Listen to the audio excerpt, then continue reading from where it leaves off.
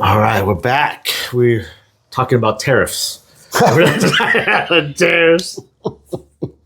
Price is going up. Oh, man. These guys are killing me out here.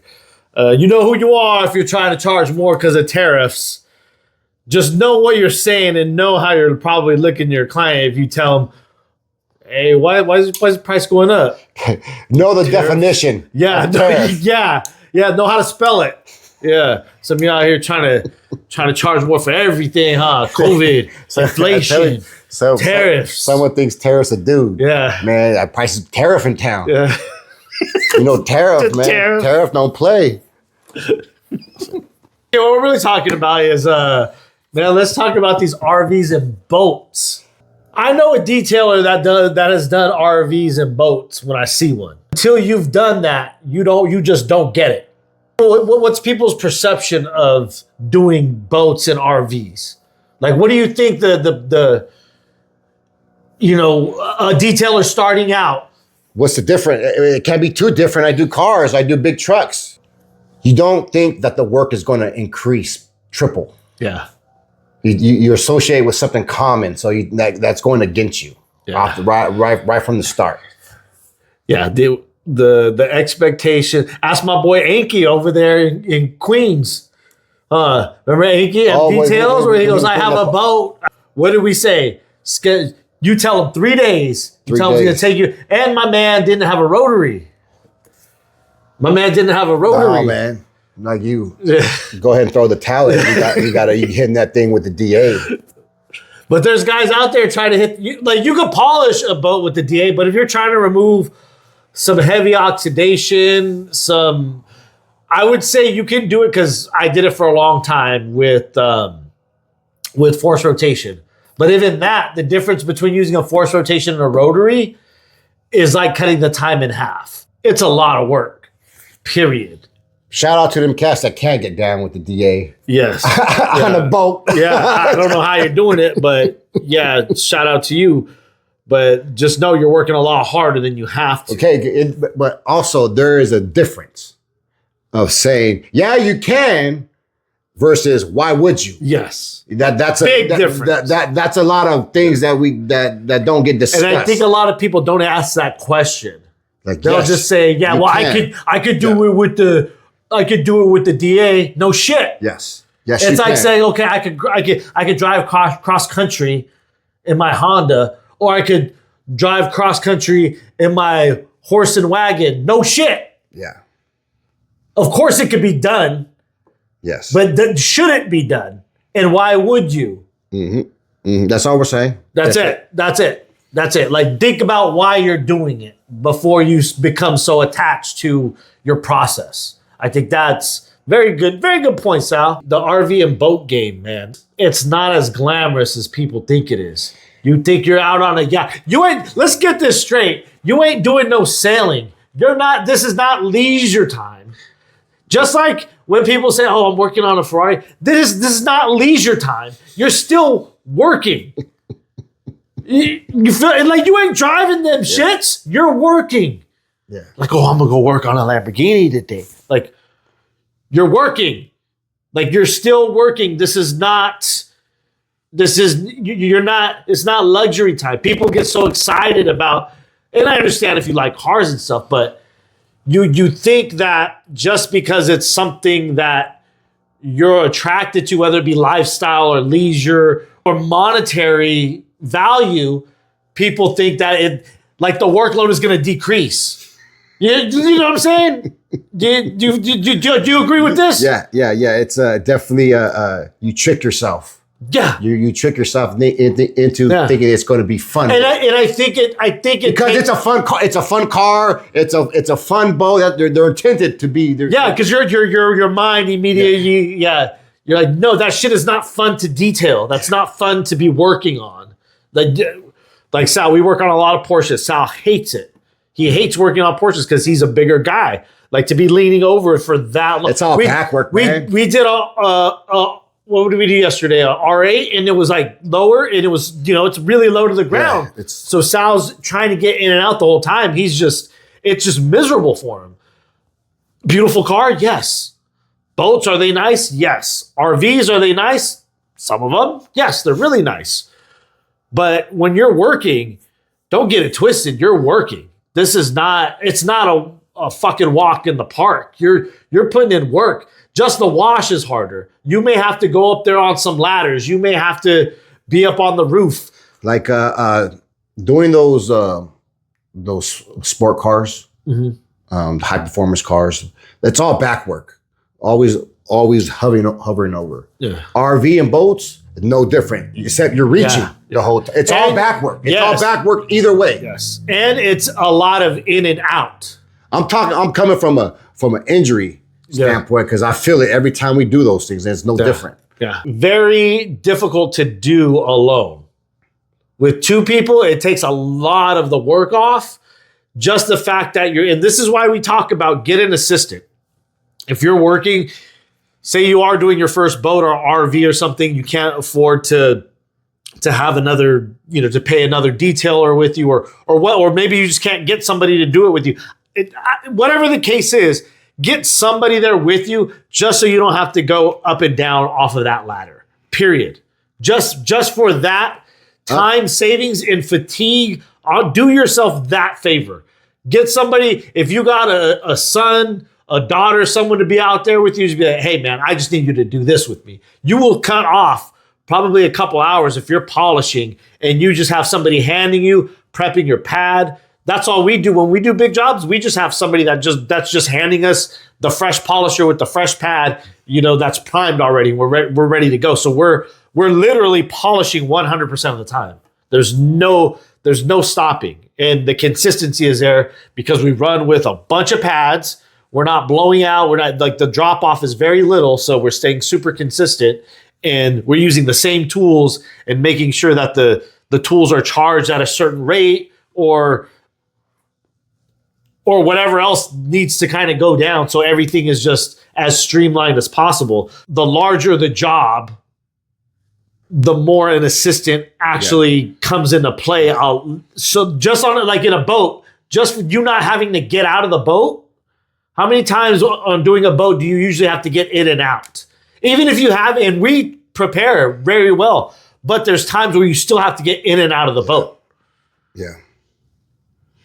I mean, getting out of the boat, either use a restroom. Yeah. That's one. You're gonna if you forget something falls. Mm-hmm. Client interaction. Yeah.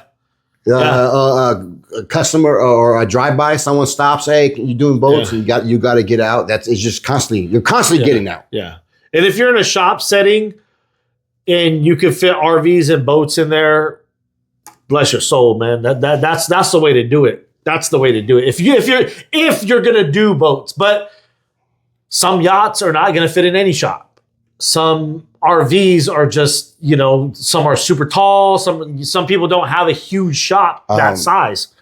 But early you talked about the bigger the job, that's more and more you're learning to get an assistant. Mm-hmm. Like, I just made me think, like, what do you think of time for us? I think anything past 3.5 hours, it's like we're teetering on assistant level. Yes. Like, we need to have someone here because 3.5 hours, the fatigue for me drops, and then like everything just drops. You know what I mean? Because when we go into a job, most of our jobs are going to be X amount of time, and we pretty much know how much time is allocated per job, and there's always going to be fluctuation. Maybe it ends sooner, maybe it ends a little bit later, but our resource management is for that time slot. Yes. So we know we're going in, and we don't really warm up into a job.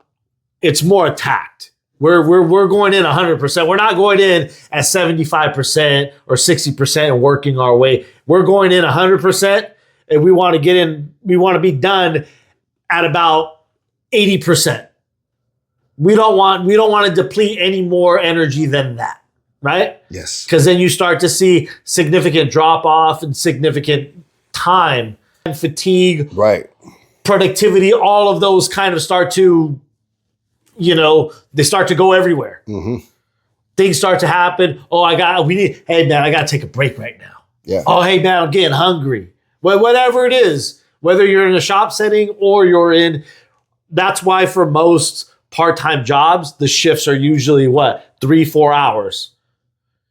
And during that time, you get a little 10-minute break if that in California. You get 2. Every 2 hours, you're warranted. Yeah.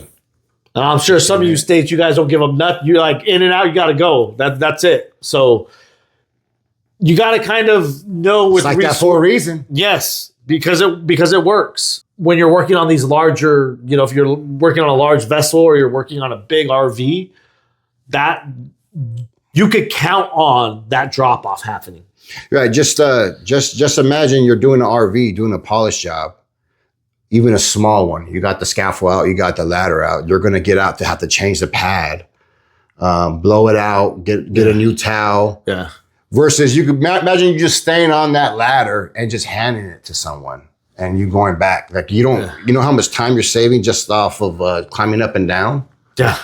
Like all that stuff is ready. Also, think of you going to the gym and you're hitting the weights and you don't have to rack the weights. Like everywhere you go, it's already set. You don't have to worry about setting anything up or breaking anything down. You don't realize how much of that time and fatigue it takes you. It's just like the people that like to meal prep. Okay, you're not the time savings just on grocery store shopping and the time savings on not having to prepare, clean up your kitchen, cook, all that stuff. The dishes. Like, what are we talking? Right. Like, you want to talk money? Savings time. But with RVs and boats, that's when you need to be more critical of your time management than anything, because boats are so inconsistent. I got something for you.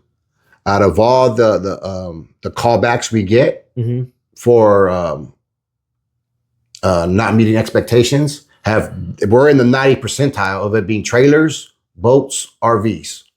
What's that? What do you mean? As far as going back and correcting something that you may have forgotten, some communication was missed. Boats are always up there? Boats and RVs and trailers, all the go backs have been on, and that's in the 98th percentile. When's the last time that we've been called back on a car or a vehicle? Yeah. Versus every time we did an RV, we've been back. Every boat, we've been back. Yeah. How's that just for time?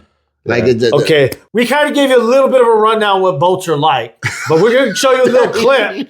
To me, it doesn't seem like my man has ever done a boat. So this video here that we're going to play is, I think, what you could safely say most people's expectations of doing boats is like, right? Okay, yeah. All right, so let's check it out. Yeah. 3. Every auto detailer will eventually detail a boat. And when that day comes, you are technically considered a marine detailer. That is why I'm bringing to you Stark. Stark is a leader in marine detailing products. You may be able to get away with detailing a boat once or twice using auto detailing products, but if you want to take it seriously, you definitely want to give Stark a try. You can see for yourself at Stark. They literally sell every product you can think of to clean a boat. Save this video for when you get your first client with a boat. Your future client will thank you later. Boats and yachts are expensive, and the owners love to maintain their investments. So when the detailer explains to them that they'll be using Stark, a leader in yacht care surface technology, I promise you, the owner will be thoroughly impressed. See you guys. Have fun. So whether you're detailing a yacht or a boat, check out Look how my man's casually just... today, let me just wipe this. so Let me give this a little wipe down. Become the best marine detailer out there. Oh, you can tell right off the bat, this motherfucker ain't never done a boat.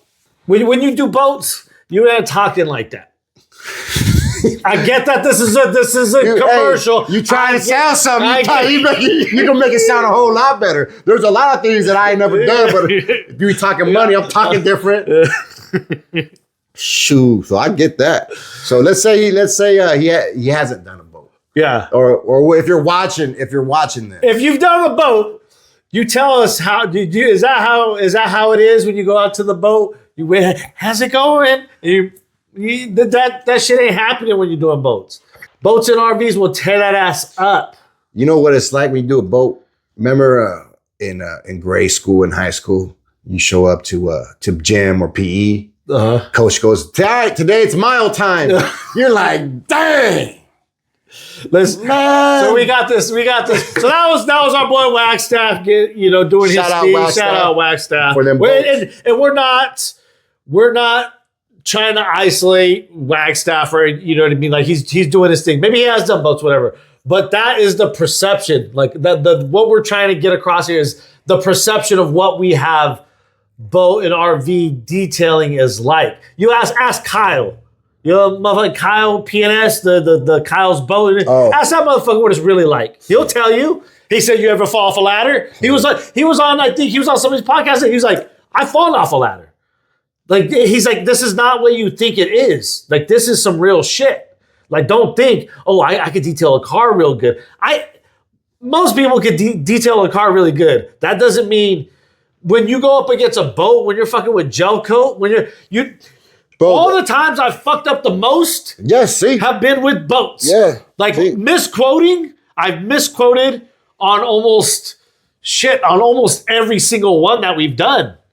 I've almost misquoted until like last year. Then we finally said, no, this is the price and this is what we're and honestly, I wouldn't go $1 less than that at this point ever. Because it's simply not worth it.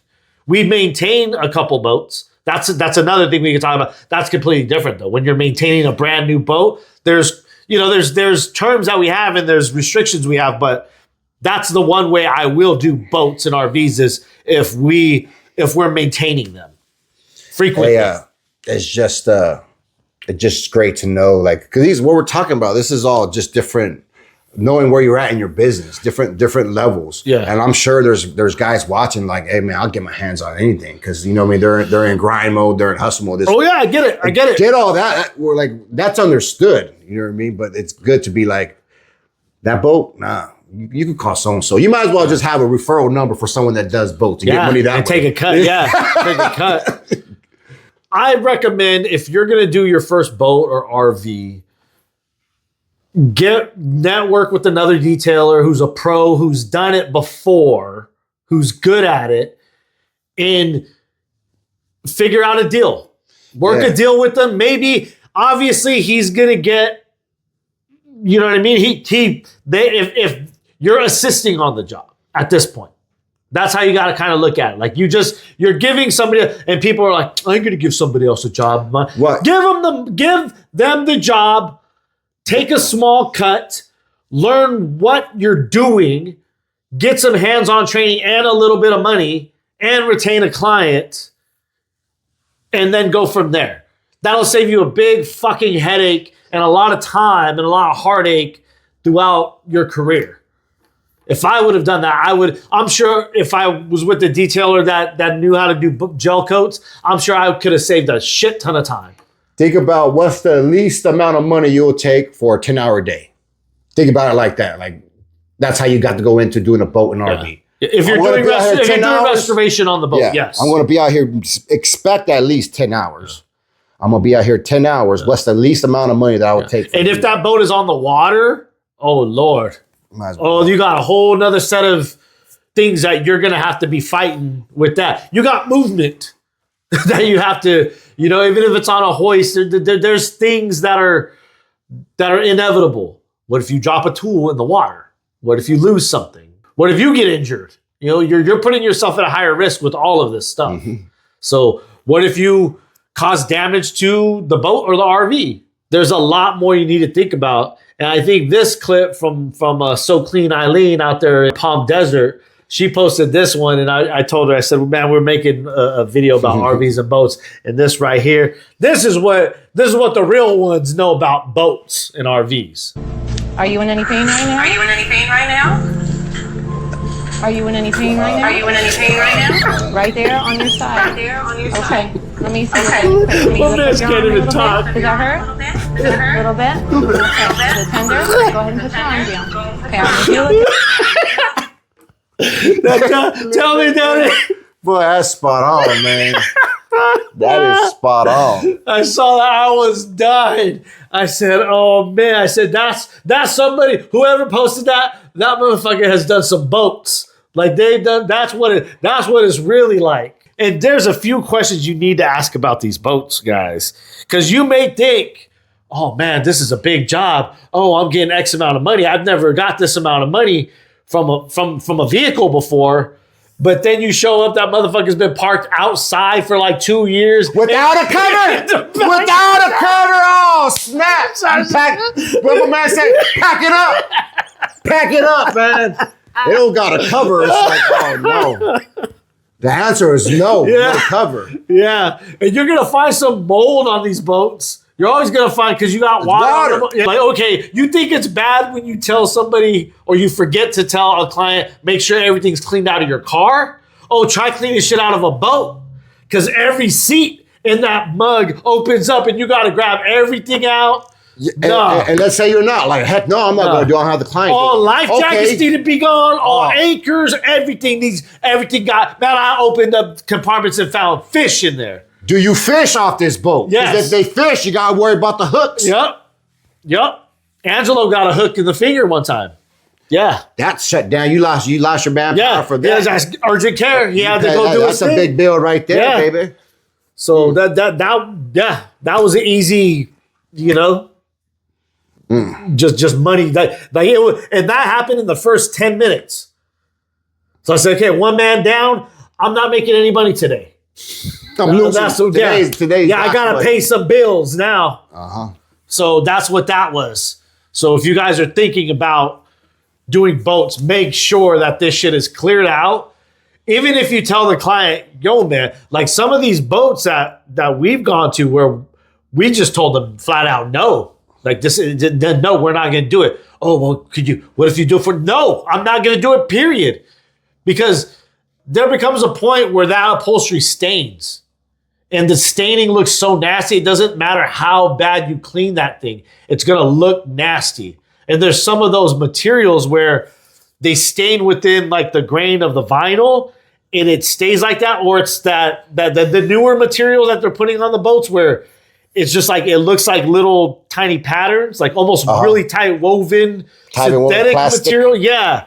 Those materials, you can clean them up all day long, but they still look grimy. How long did you have to? You ever try cleaning some sea deck? How long is it that you're experiencing all that? It's not, but you have to learn that. Like how many times we're scrubbing like this stuff? No, it's making me mad just thinking about the boats. Yeah. So and then you go in with your chicken bird shit.